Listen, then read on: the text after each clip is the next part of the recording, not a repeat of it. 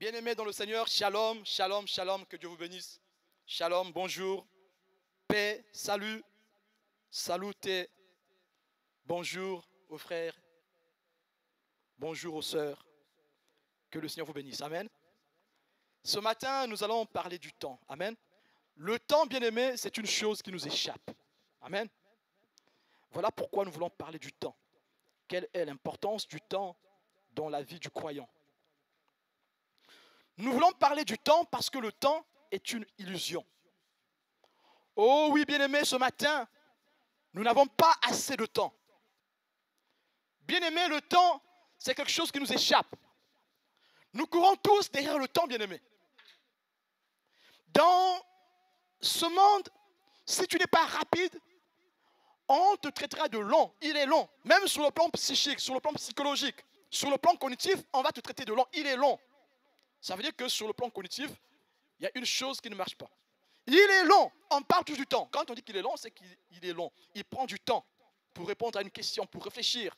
Il prend du temps pour comprendre. Le temps nous tue. On n'a pas le temps. On court tous, bien-aimés. Dans le monde moderne, on court tous. Bien-aimés, allez dans les grandes villes. Allez à Paris. Mettez-vous, oh oui, à la gare du Nord, vous allez voir comment les gens courent. Les gens courent derrière quoi? Derrière le temps. Bien-aimé, le temps est au centre de la mort. Ou disons la mort est au centre du temps. Vice-versa. Tous les mots, bien-aimés, qui minent le monde sont là à cause du temps. Dès que le monde a péché, le temps est devenu une illusion. Bien-aimés, vous voyez, quand Adam et Ève étaient dans le jardin d'Éden, il y avait le temps. Le temps existait déjà. Parce qu'avant la création, le temps était infini. Avant la création, le temps était infini. Et quand Adam et Ève ont été créés, le temps est resté aussi infini. Il est resté figé. Mais quand est-ce que le temps a commencé à s'écouler? Le temps a commencé à s'écouler quand Adam et Ève ont péché. Le temps était figé avant le péché, bien-aimé. Alors, l'espace-temps n'avait pas de puissance, n'avait pas de pouvoir sur Adam et Ève. Ils étaient éternels. Dieu, le Père, les a créés pour qu'ils vivent éternellement. Si nous repartons dans Apocalypse, vous allez voir qu'on parle d'un arbre de vie. Cet arbre de vie était déjà dans le jardin d'Éden. C'est certainement cet arbre de vie qui donnait à Adam et Ève l'éternité. Et nous, quand nous serons au ciel, nous mangerons les fruits de l'arbre de vie. Dans l'éternité, bien-aimée, le temps ne s'écoule pas. Le temps s'écoule, c'est parce que le péché a agi sur le temps. L'univers a été contaminé par le péché. Le temps qui est au départ bon pour l'homme a été contaminé par le péché. Alors le temps qui semblait être la possession d'Adam et Ève a commencé à les échapper. Le temps qui a été corrompu par le péché a commencé à échapper à Adam et Ève. Quand Dieu a prononcé cette parole, cette malédiction sur l'humain, il a dit tu mourras. Tu mourras. Et vous connaissez bien aimé la liste des malédictions qui vont de pair avec le péché. Le salaire du péché, c'est la mort. Oh bien-aimé, c'est à partir de ce moment-là que le temps a été infecté. Le jour où la mort est née, c'est ce jour-là que le temps a été infecté. Car le temps a toujours été bon. Le temps a toujours été en faveur de l'homme. Mais bien-aimé, le temps nous échappe. Nous ne pouvons plus faire des choses comme il faut à cause du temps. Nous sommes malades à cause du temps. Nous nous disputons à cause du temps. Les gens sont meurtriers à cause du temps. Les gens se divisent à cause du temps. Les gens commettent des crimes à cause du temps. Les gens commettent de l'impudicité, de la débauche à cause du temps. Les gens cultivent le mensonge à cause du temps. Il faut gagner du temps. Les gens deviennent amis de l'argent à cause du temps. Il faut gagner du temps. Bien-aimés, nous sommes tous assujettis par le temps. Sauf Dieu et son armée, qui ne sont pas assujettis par le temps. Le Seigneur Jésus-Christ a vaincu le temps. Notre Dieu, lui seul, est au-dessus du temps, car celui qui a créé le temps. Alors ceux qui sont avec lui sont aussi au-dessus du temps. Et bien aimé, il nous a fait cette promesse. Ceux qui seront en lui ne seront plus assujettis du temps. Le Christ le dit. Celui qui croit en moi ne mourra point. Bien aimé, nous voulons souligner ce matin que le temps est une illusion qui nous emmène à s'éloigner de Dieu. Le temps est une illusion qui nous emmène à être dépressifs quand ça ne marche pas. Le temps est une illusion qui nous emmène à ne pas supporter l'épreuve. Aujourd'hui, si tu n'arrives pas à supporter l'épreuve parce que le temps t'embrouille, tu es embrouillé par le temps, tu es omnibulé par le temps, tu es envoûté par le temps, tu es fasciné par le temps, tu as peur du temps. Bien-aimé, tu as peur de la mort parce que tu as peur du temps, parce que le temps t'échappe entre les doigts. Tu as peur de finir seul ou seul parce que tu as peur du temps. Tu as peur de finir chômeur parce que tu as peur du temps. C'est le temps, bien-aimé. Tu n'arrives pas à surmonter l'épreuve, c'est à cause du temps. Mais bien-aimé, le temps qui est une illusion peut devenir pour nous une faveur. Mais pour cela, il faut rechercher la sagesse venant d'en haut. Bien-aimé, qu'est-ce qu'il dit, David? David dit quoi dans Psaume 90, verset 12? Lisons cela. Enseigne-nous, Seigneur, à bien compter nos jours, afin que nous appliquions notre cœur à la sagesse.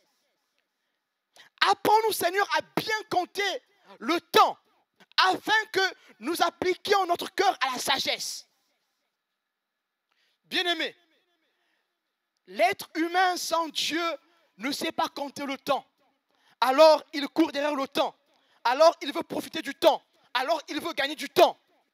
En conclusion, il perd du temps.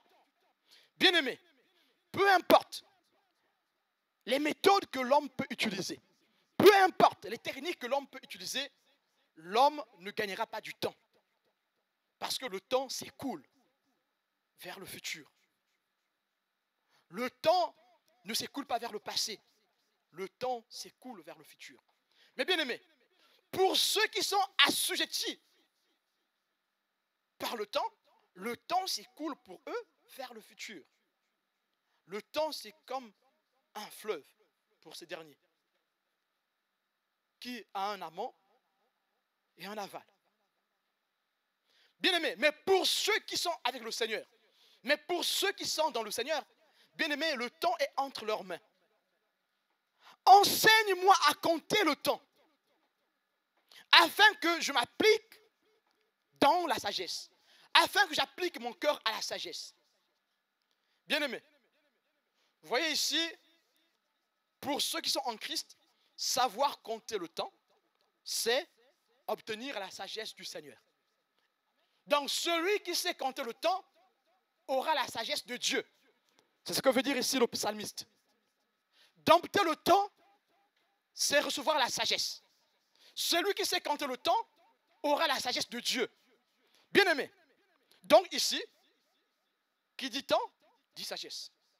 Qui dit compréhension du temps, dit obtention de la sagesse. Amen. Donc celui qui sait compter le temps aura la sagesse de Dieu en lui. Mais or, quelle est la définition du temps dans le monde? Donc nous en Christ, le temps c'est la sagesse. Ça c'est en Christ. Le temps c'est la sagesse. Mais dans le monde, c'est quoi le temps selon le monde? Time is money. Le temps c'est de l'argent, bien aimé. Disait Benjamin Franklin. Le temps c'est de l'argent. Et ce slogan est devenu populaire. Tout le monde adore ce slogan. Et le monde de l'entreprise s'est développé sur cet argument. Le temps, c'est de l'argent. Bien aimé, quand on travaille en mode projet, on vend le temps. Quand tu réalises un projet, tu le vends en jour-heure. Si tu passes 15 minutes, tu dois facturer les 15 minutes. On ne travaille plus à la tâche. On ne facture plus à la tâche. On facture par rapport à l'heure. Jour-heure. JH. Tu fais un projet de 30 jours, c'est facturé en jour H. Combien coûte le projet en jour H? 30 jours. Donc l'autre, il va dans sa machine, il dit qu'un jour c'est 1000 euros, il va faire 30 jours fois 1000 euros. Bien-aimé, dans le monde, le temps c'est de l'argent. Bien-aimé, vous allez voir le rapport qu'il y a entre l'argent et le temps. La relation incestueuse qu'il y a entre le temps et l'argent. Bien-aimé, vous voyez ici que celui qui ne sait pas compter le temps, pour lui, le temps c'est de l'argent. Puisque le temps c'est de l'argent pour lui, il sera esclave de l'argent. Celui qui ne sait pas compter le temps sera possédé par le temps. Mais or, eux-mêmes, ils disent que le temps, c'est de l'argent. Alors, celui qui ne sait pas compter le temps est possédé par le temps. Par déduction, il est possédé par l'argent. Puisque le temps égale argent dans le monde. Mais celui qui sait compter le temps, possède le temps. Alors, il ne court plus derrière le temps. Il ne court plus derrière l'argent. Alors, il peut prendre son temps. Il y a vraiment une relation incestueuse entre le temps et l'argent. Et il y a un auteur qui a su dire cela. Il s'appelle Eugène Sue. C'est un juif. Et dans son livre intitulé Le Juif errant, il dit l'intérêt, le loyer de l'argent repose sur 3 paramètres. Il y a le capital, le taux et le temps. Ce sont les 3 paramètres qui caractérisent l'argent. Et ce monsieur dit cela, c'est parce que quand tu prêtes de l'argent, il te faut des intérêts. Pour avoir ce loyer que tu as versé, il te faut avoir un capital, il te faut un taux d'intérêt et il te faut du temps. Et tu gagneras l'argent dans le temps. Plus l'argent sera emprunté, plus l'argent restera longtemps chez la personne qui emprunte ton capital, plus tu auras du bénéfice. Ici, ce monsieur a mis au clair le lien incestueux entre le temps et l'argent. Alors, bien-aimés, courir derrière le temps, c'est courir derrière l'argent. Courir derrière l'argent, c'est courir derrière le temps. Et le temps finit par nous échapper. Pour ceux qui trouvent cette sagesse, bien-aimés, ils ne sont plus possédés par le temps. Ce sont eux qui possèdent le temps. Pour ceux qui ont appris par la grâce de Dieu de compter le temps, de bien le compter, ils deviennent ceux qui possèdent le temps. Ils auront le temps. Lisons Psaume 39, verset 5. Éternel, dis-moi quel est le terme de ma vie. Quelle est la mesure de mes jours, que je sache combien je suis fragile. Amen. Éternel, dis-moi combien de temps il me reste à vivre, afin que je sache combien je suis fragile. Amen. Bien-aimé, celui qui sait que il n'est que pèlerin sur terre, il saura combien il est fragile. Et alors, il cherchera la sagesse de Dieu. Amen.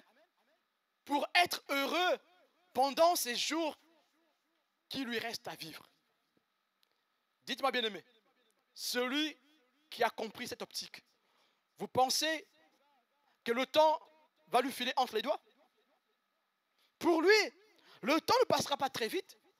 Il va savourer le temps que Dieu lui donne, puisqu'il a compris comment compter ce temps qui lui reste sur terre. Bien-aimé, parce qu'il sait compter le temps.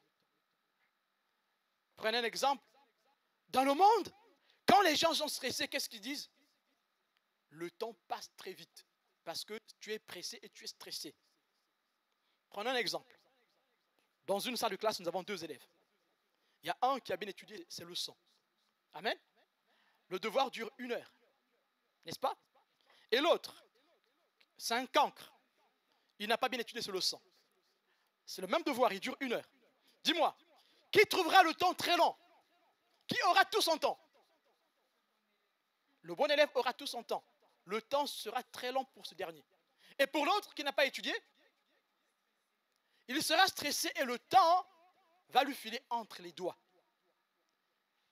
Alors bien aimé, dites-moi, si vous avez compris cet exemple, pour nous qui sommes les disciples du Christ, que devons-nous faire pour posséder le temps?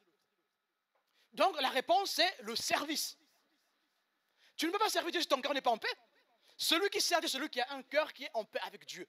Quand un cœur n'est pas en paix avec Dieu, il ne peut pas se donner à Dieu, ce n'est pas possible. Donc, l'exemple de l'élève studieux est l'exemple parfait pour nous, les enfants de Dieu. L'élève studieux est calme, est tranquille face à l'épreuve de sa vie. C'est son bac qu'il passe. Face à ce bac qui dure 1 heure, il est patient, il est tranquille. Il prend tout son temps, puisqu'il a le temps. Pourquoi il a le temps, bien-aimé? Pourquoi l'élève a le temps? Parce qu'il a travaillé, n'est-ce pas? Il a étudié ses leçons. Alors, il peut être serein pendant l'épreuve. Alors, il peut répondre aux questions. Bien-aimé, pour gagner du temps en Christ, il faut travailler pour Dieu. Un point, c'est tout. Si tu ne travailles pas pour Dieu, tu ne gagneras pas du temps. Ce n'est pas en gagnant l'argent que tu vas gagner du temps, bien-aimé. Tu vas le perdre. De toute façon, l'argent, on finit par le perdre. Le trésor de la terre finit par être rongé par de la rouille et par de la teigne, comme dit la parole de Dieu. Bien-aimé, le vrai trésor, c'est au ciel que nous le gardons. C'est au ciel que nous l'avons, pas sur terre. Tu peux acheter des immeubles, tu peux acheter des grosses voitures, créer des entreprises, embaucher du monde, enrichir ta famille. Bien-aimé, ce n'est pas un trésor que tu as. Le vrai trésor, c'est au ciel.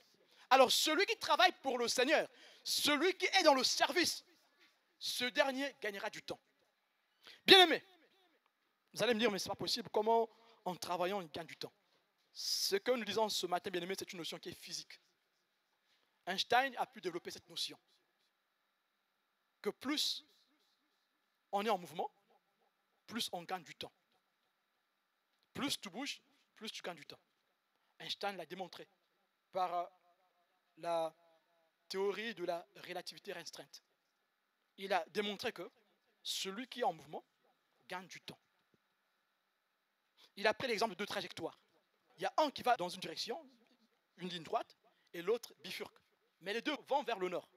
Il y a un qui va vers le nord, et l'autre va vers le nord-ouest. Celui qui bifurque prendra plus du temps. Celui qui va tout droit n'aura pas assez de temps. Parce que lui, il prend plus de l'espace. Et Einstein démontre aussi que, en étant en mouvement dans une pièce, la personne qui est là-dedans va gagner du temps. En fait, il aura plus de temps que celui qui est immobile. Celui qui est immobile a l'impression que le temps est long. N'est-ce pas? Et celui qui est en mouvement, qu'est-ce que c'est quoi? Il verra que le temps passe très vite. C'est une illusion. Celui qui sert Dieu gagne du temps. Et le temps qu'il gagne a une signification spirituelle. Le temps qu'il gagne a des avantages spirituels. Donc vous voyez ici, celui qui ne sait pas compter le temps, il y a une épreuve dans sa vie. Puisqu'il ne sait pas compter le temps, il va angoisser, il va stresser, il va tomber dans la dépression. Fin de fin, il va mourir. Celui qui est dans les problèmes, dans des situations difficiles, mais il sait compter le temps, qu'est-ce qu'il va dire? Seigneur, le temps t'appartient. Seigneur, le temps t'appartient. Je te donne tout, Seigneur, j'attends. Je sais que cette épreuve finira par passer. Bien aimé, quand on dit finira par passer, on parle de quoi? Ce n'est pas du temps là? N'est-ce pas? Seigneur, j'ai tout mon temps, j'attends. Quelle est la définition de la foi? La foi authentique est définie comme étant une attente constante. Mais attendre dans la constance, c'est avoir tout son temps. Seigneur, j'ai tout mon temps. Alléluia. Bien-aimé, le jour où tu vas apprendre à dire cela, bien-aimé, une chose va se passer dans ta vie. Le jour où tu vas apprendre à dire Seigneur, oh j'ai tout mon temps Seigneur. Non, c'est la foi ça, c'est la vraie foi ça. Tu passes par des situations difficiles, par des problèmes. Et en priant, oh, j'ai tout mon temps, Seigneur. J'ai tout mon temps. Bien aimé, je t'assure que Dieu va dire non, non, celui-là, franchement, écoute, allez, prends. Comme ça, tu ne me dis plus ça. Mais tu seras tellement audacieux, Dieu va dire non, non, je lui donne la chose, c'est pas possible ça. Comment il peut dire ça? Seigneur, j'ai tout mon temps. Pas parce que tu as beaucoup d'argent, pas parce que tu as gagné quelque chose, non, non. Parce que tu souffres, dis Seigneur, oh, j'ai tout mon temps. Prends ce qui se passe comme étant une offrande. J'ai tout mon temps. Toi aussi, tu peux encore dire ce matin, Seigneur, j'ai tout mon temps. Oh Seigneur, j'ai tout mon temps. Parce que je crois en celui qui est maître du temps. Notre Dieu est le maître du temps. C'est lui qui a créé le temps. Il n'est pas assujetti à l'espace-temps. Bien-aimés, sachez que pour ceux qui ne savent pas compter le temps, bien-aimés, tout s'effrite dans le temps et l'espace. Rien ne peut résister dans le temps et l'espace. Dans l'espace-temps, rien ne peut résister. Le Christ le dit. Il ne restera pas sur terre pierre sur pierre, n'est-ce pas? Cette phrase veut dire que rien ne résiste au temps et à l'espace. Cette phrase veut dire que dans l'espace-temps, rien ne résiste. Tout finit par s'écrouler, car le temps est une illusion. Bien-aimé, veux-tu continuer dans l'illusion ou veux-tu embrasser la foi du Christ, la sagesse de Dieu? Veux-tu avoir une relation incestueuse avec le temps ou veux-tu dominer sur le temps? Veux-tu être conquérant ou esclave du temps? Bien-aimé, ce matin, le Seigneur nous appelle à conquérir le temps. Bien-aimé, si tu comprends ce que c'est le temps, si Dieu te donne à bien compter le temps, bien-aimé, tu ne vas plus t'angoisser quand tu passes l'épreuve. Parce que pour Dieu, un jour, c'est 1000 ans. 1000 ans, c'est un jour. Amen. Donc, si ton épreuve dure 10 ans, tu vois, 10 ans, c'est même pas 1000 ans. Donc, du coup, ça ne dure même pas une journée. Vous allez me dire, mais lui, il passe par rien du tout. Voilà pourquoi il peut venir dire ça. Moi aussi, je passe par des épreuves, bien-aimés. Moi aussi, je passe par des épreuves. Je ne dis pas une chose que je ne connais pas. Je dis une chose que je connais. Donc, ton épreuve n'est pas plus énorme que les épreuves des autres. Si tu avais l'attitude de foi, tu allais être rayonnante pour glorifier ton Dieu. Bien-aimé, gagner le temps, c'est gagner la paix. J'ai un collègue qui dit, mais tous les matins, je vois des gens qui sont bien habillés en costard, tirés à 4 épingles, mais ils vont prier Dieu, ils perdent leur temps quoi, au lieu de se reposer le dimanche matin. Et ils rigolent. Entre eux, ils rigolent. Au lieu de se reposer. Bien-aimé, celui qui bouge pour Dieu gagne du temps. Plus tu te déplaces dans l'espace pour Dieu, plus tu gagnes du temps. Et Einstein a dit, on ne peut pas perdre les deux en même temps, dans le temps et l'espace. Tout est régi dans le temps et l'espace. Et Einstein appelle ça l'espace-temps. Et il dit que tu ne peux pas perdre en même temps le temps et l'espace. Celui qui perd du temps gagnera de l'espace. Celui qui perd de l'espace gagnera du temps. N'est-ce pas? Donc celui qui est en mouvement, il perd de l'espace. Il occupe l'espace, donc il perd l'espace. Mais il gagne en temps. Parce que dans la vie, on ne peut pas perdre le temps et l'espace en même temps. Ce n'est pas possible. Dites-moi, que font ceux qui travaillent à l'argent? Ils gagnent du temps, n'est-ce pas? Ils gagnent de l'argent. Et qu'est-ce qu'ils font en retour? Ils perdent de l'espace. Dites-moi, ils sont heureux chez eux? Dans leur espace. Ils sont heureux à la maison? Qu'est-ce que leurs femmes leur disent? Il faut qu'on divorce. Tu n'es jamais là, les enfants ne te voient pas.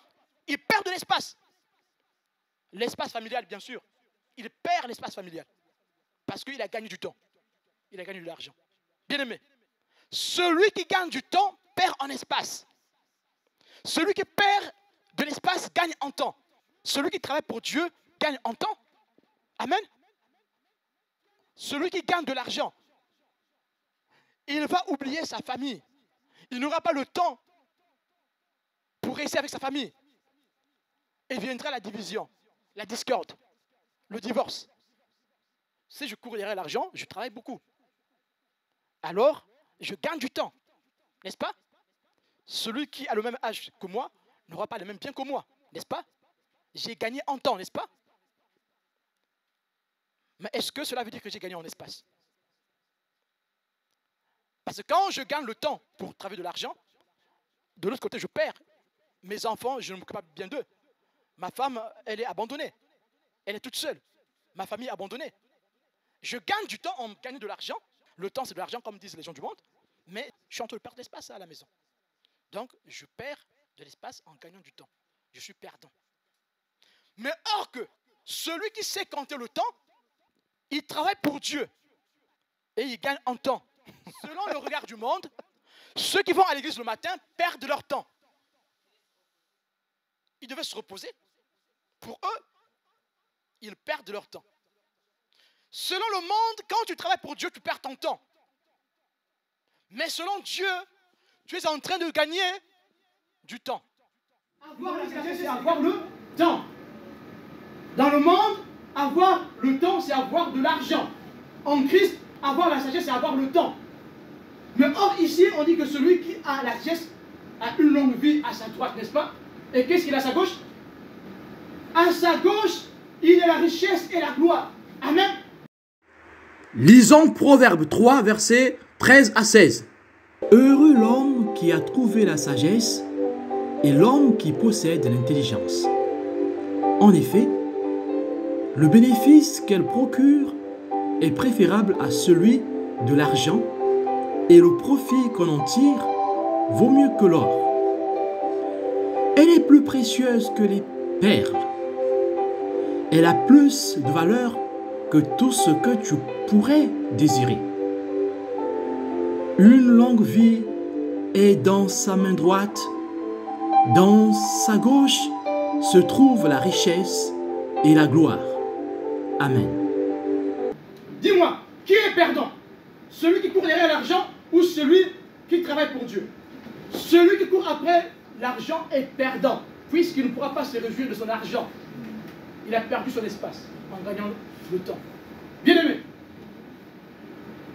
là nous parlons de l'argent. Transposez ce que nous disons là sur nos comportements, nos vies de tous les jours. Prenons maintenant cette parole pour nos comportements. Quelles sont nos attitudes dans l'épreuve? Comment nous agissons? L'épreuve paraît longue parce qu'on ne sait pas compter le temps. On compte comme les hommes. Tu n'es plus un homme. Tu es un fils de Dieu. Tu es une fille de Dieu. Comment veux-tu continuer à compter comme les hommes? Comptons maintenant comme Dieu compte. Apprends à compter nos jours afin que nous reçions ta sagesse. Tu es frustré parce que tu continues à compter comme un homme. Tu comptes mal le temps. C'est Dieu qui transforme, qui touche. Toi, ce que tu te demandes, c'est d'être constant dans l'attente. Une attente constante. C'est ça la définition de la foi. Tu comptes tout. Tu veux tout calibrer. Tu veux tout millimétrer. Parce que tu comptes mal le temps. Tu es un faux gestionnaire. Tu n'es pas un bon gestionnaire. Tes richesses ne peuvent te sauver. Et Jésus-Christ me dit, ne vous inquiétez de rien. Parce que tes inquiétudes ne peuvent rien changer. Mais celui qui sait compter, même quand tout va mal, il sera tenté par l'inquiétude, mais il va vaincre l'inquiétude. Parce qu'il sait compter le temps. Il va balancer à l'inquiétude. Mon Dieu est le maître des temps. Alors ce dernier restera en paix. Nous avons dit tout à l'heure que celui qui gagne du temps gagnera en vie. Nous venons de lire Proverbe 3, verset 16. Celui qui a la sagesse a à sa main droite la vie éternelle, une longue vie. Bien aimé, si tu sais compter le temps, tu auras la vie éternelle. Nous avons dit que celui qui travaille pour Dieu gagne en temps. Ce temps qu'il gagne ne consiste pas qu'aux choses temporelles. Ce temps consiste aussi à la vie spirituelle, à la vie éternelle. Ceux qui travaillent pour Dieu vivent la joie du salut. Et cette joie, ils peuvent commencer à la vivre sur terre, au travers de cette paix que Dieu leur donne. Jean 14, verset 27, disait le Christ, je vous laisse la paix, je vous donne ma paix. Je ne vous donne pas comme le monde donne. Que votre cœur ne se trouble point et ne s'alarme point. Bien aimé, quand on te voit, on peut voir comment ton cœur s'alarme. Parce que tu es en difficulté. Mais sauf qu'ici on dit, si tu avais reçu la paix de Dieu, si tu savais compter le temps, on n'allait pas lire sur ton visage la tristesse. Peu importe ce qui se passe dans ta vie. Parce que tu sais compter le temps. Parce que tu sais que tu possèdes le temps. Ce n'est pas le temps que tu possèdes. Alors bien aimé, veux-tu continuer à être esclave du temps? Les enfants de Dieu, ce sont ceux-là qui dégagent toujours la joie et la paix. Parce qu'ils savent compter le temps. Le temps est précieux. Alors, si Dieu t'a promis une chose, tu attendras. Parce que tu crois sont la parole de Dieu. Tu sais que ce Dieu est fidèle. Lisons Daniel 2, verset 21.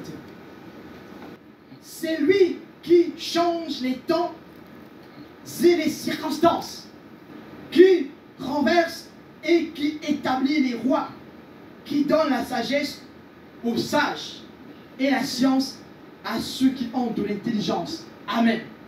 Ce texte veut dire que c'est Dieu qui est le maître des temps.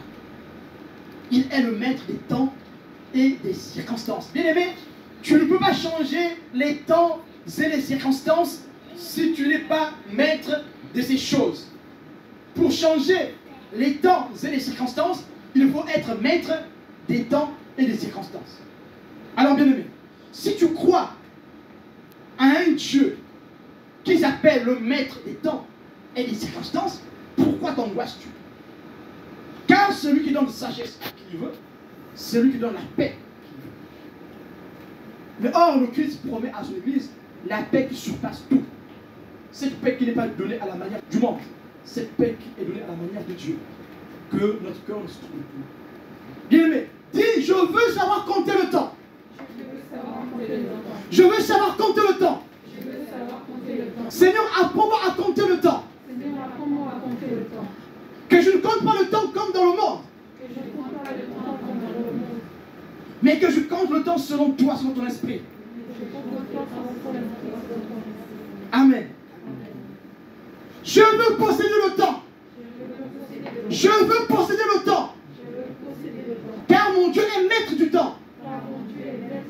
Il est maître des circonstances. Amen.